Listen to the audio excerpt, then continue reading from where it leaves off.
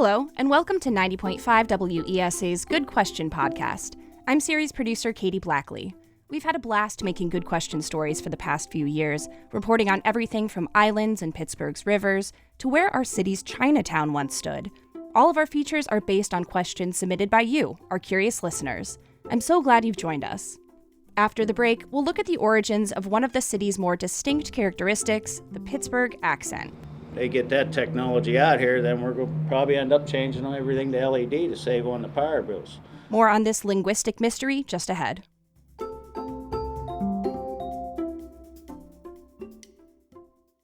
Support for the Good Question podcast is made possible by the Pittsburgh Symphony Orchestra, bringing great music to Pittsburgh for 126 years. Calendar of performances and ticket information is available at pittsburghsymphony.org. If you live in Pittsburgh, you've probably heard of the Pittsburgh accent. Okay, so when I walk out the door and, go down the business district... Police officers could live within 25 air miles of the city-county building, which is on Grand Street downtown. But the irons can take 2-3 days, so anywhere from 16 to 24 hours. Yeah, in fact, this is terrible to say, and I don't mean for this to come across. I hated Southside. You know why? Because it stunk down here. From recognizable Yinzer speech to the subtleties of the dialect, the cadence of the region is unique, as is the way it was developed. Scott Kiesling is a linguistics professor with the University of Pittsburgh. He's written and researched a lot about accents in western Pennsylvania and says the region really is distinct, and it's due in part to newcomers in the late 19th century. It's all those immigrants coming together, mixing up, learning English sort of on the street, and then that becoming the way English was spoken, because then the next generation comes and they just learn to speak that way, and that's just the way they talk. Most accents in this part of the United States come from England, Ireland, or Scotland. And Pittsburghese, Kiesling says it's mostly Scots-Irish. Words like slippy and nebby, sweeper, jag off, you learn the insults really quickly. These words spread by association, by people just talking to each other in the streets or at work. Kiesling says that's what happened at the turn of the last century, when the city's population doubled in a couple decades. English was the dominant language when a huge wave of non-English-speaking immigrants made Pittsburgh their home, and they learned the new language from each other. All the workers were the ones who were talking to each other. These newcomers would speak their native languages at home and at their neighborhood spaces, but then they'd go to work in the mill and they'd have to speak in English. Kiesling said this resulted in some of the melding of accents that didn't really happen many other places. All of this migration kind of upset a lot of the pronunciation, and that's why Western Pennsylvania, we think, has a unique dialect as opposed to what's east and west of it. Which brings us to pronunciation. Kiesling says in his world of linguistics, Pittsburghese has been interesting to study because it doesn't quite fit into any other dialect. So how can you tell if someone is probably from Pittsburgh? Knox is pierogi has. That's Knox, K-N-O-X, pierogi, like the delicious dumpling, and house, like where you live. You got to get the aw in Knox and the o in pierogi and has in house. Let's break it down a little more. Kiesling says much of the accent has to do with the treatment of vowels in the English language. Pittsburghers use a shift called monophthongization. It's essentially making the words simpler for our mouths. Instead of rounding out ow in down, it takes your lips less time to form the sound ah. Compare down and don. Downtown is quicker to say than downtown. And it's the same with has, as in house. You can hear it in steel and Steelers, too. Like here, when Pittsburgh native Joe Manganiello imitated Yinzers with late-night host Seth Meyers. I live up in Washington County. You're going to get down and check out the Stiller game this Sunday. They're real good this year. Kiesling says another indicator that someone is from Pittsburgh is if they drop the infinitive to be, as in my hair needs washed, instead of my hair needs to be washed. He says if they have that, plus that monophthongization style, and of course if they use words like nebby and jagoff, it's likely they're from the Steel City. Coming up after the break. You let somebody to make that left turn right now because you know that later you're going to benefit from it. And people just learn over time and they adapt. Let's look at the rise of the Pittsburgh Left. Stay with us. Get Pittsburgh news and Pittsburgh stories delivered right to your inbox every weekday morning at 7 with Inbox Edition, a newsletter from WESA. It's a quick read that brings you up to speed on the most important topics of the day. It's easy to subscribe at wesa.fm/inbox. Welcome back. Pittsburgh is challenging to navigate. It developed from a hodgepodge of former boroughs and municipalities, and its hills and river valleys prevented planners from creating a traditional street grid. On top of that, local drivers have some idiosyncratic behaviors. Let's look into the murky history of the Pittsburgh Left.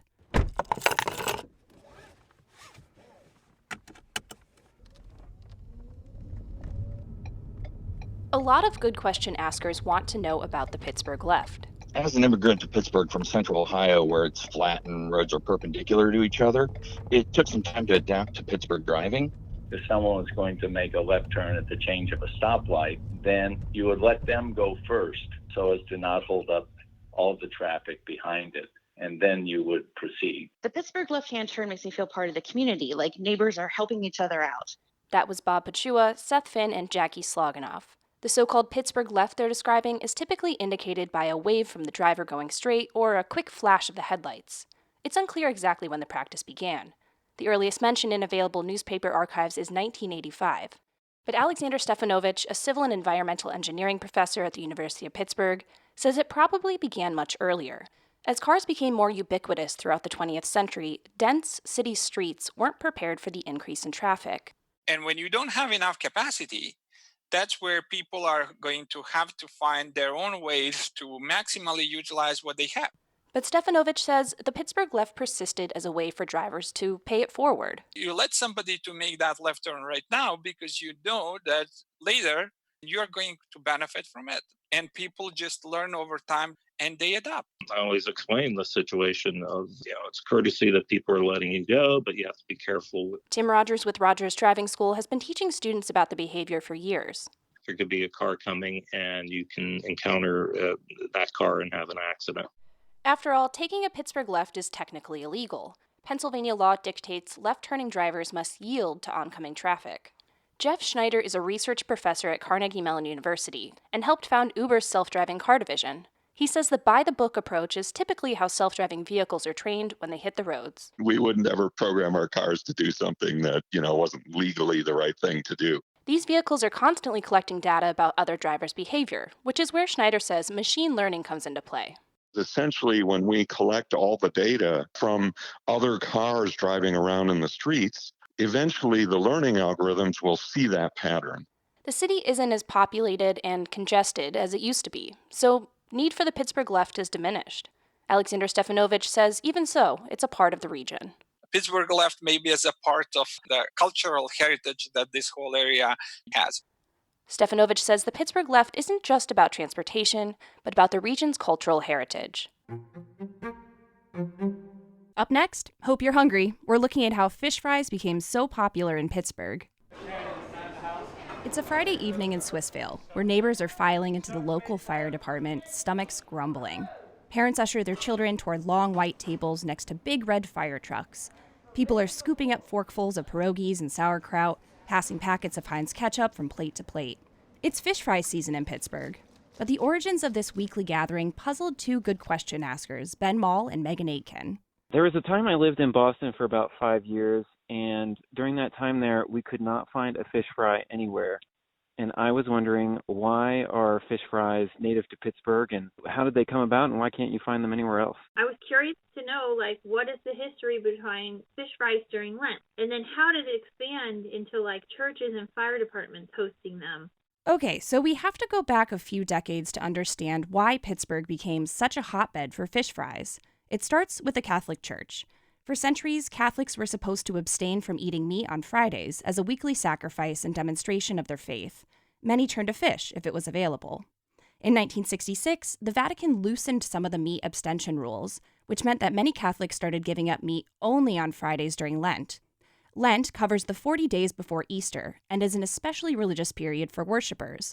Pittsburgh was heavily Catholic at the time, which meant that many people were eating fish on Fridays during Lent. At the same time, frozen food, including seafood, was making great advances, which meant that a city like Pittsburgh, far from the ocean, suddenly had access to frozen fish. Here's Heinz History Center Senior Curator Leslie Sibilic. Fish places suddenly begin to appear, like Long John Silver's, Arthur Treacher's, They both start in 1969. Red Lobster is in 68. Even McDonald's Filet-O-Fish is introduced in 1962. Local grocers were getting in on the game too. Robert Woolley's, a Strip District store with a lot of seafood. I think they started selling fish in the 60s, and you begin to see in, I think it's 1963, the ads start appearing where they're running these little posts saying, hey, we now have all the equipment. You can have Woolies help you offer a fundraising fish fry.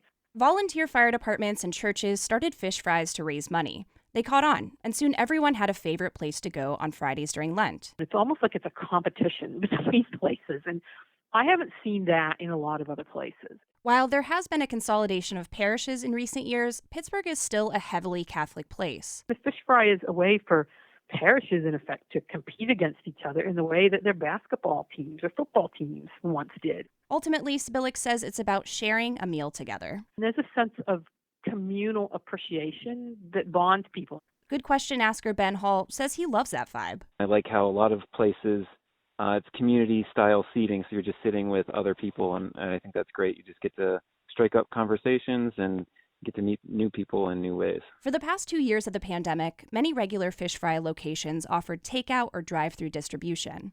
But this year, more and more have carefully reopened. Back at the Swissvale Fire Department fish fry, John Green says he likes to support the department and was eager to return this year. It was lovely to finally be back. My family hasn't been able to really celebrate since COVID, and it was just nice to feel, back in the same place. Fish fries aren't only found in Pittsburgh, of course. They happen all across the country and are especially popular in places like Milwaukee and upstate New York. But you might say it really hooked Pittsburgh. I know, bad pun. Hope it caught your attention? And hope you enjoyed listening to the first episode of our Good Question podcast. If you have a favorite fish fry, let us know. We're on social media at 905 WESA. Special thanks to Patrick Doyle and everyone at Pittsburgh Community Broadcasting. I'm Katie Blackley. Have a wonderful day, and as always, stay curious.